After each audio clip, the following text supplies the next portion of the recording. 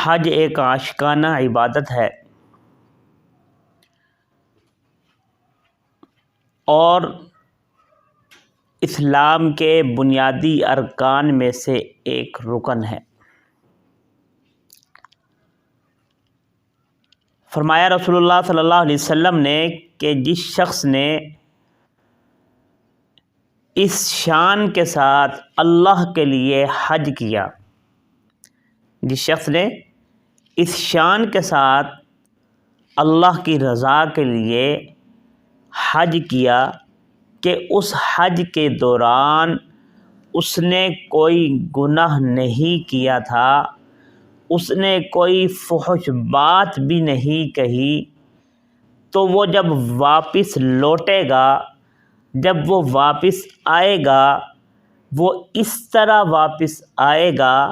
کہ جیسے وہ ابھی اپنی ماں کے پیٹ سے پیدا ہوا،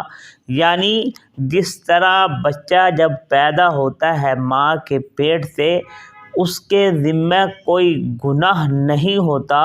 وہ پاک اور صاف ہوتا ہے۔ اسی طرح جب آدمی اس طریقے سے حج کرتا ہے کہ وہاں جا کر کوئی گناہ نہیں کرتا، کوئی فحش بات بھی نہیں کرتا، کسی کو گالی گلوچ نہیں کرتا،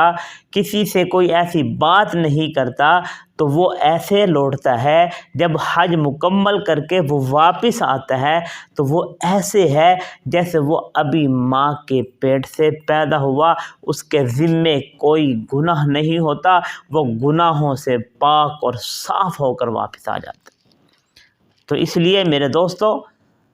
اگر آپ کو اللہ پاک نے توفیق عطا فرمائی ہے تو آپ حج کریں، اور اس شان سے کریں، اس طریقے سے کریں کہ آپ کے ذمے جب آپ واپس لوٹیں آپ کے ذمے کوئی گناہ باقی نہ رہے۔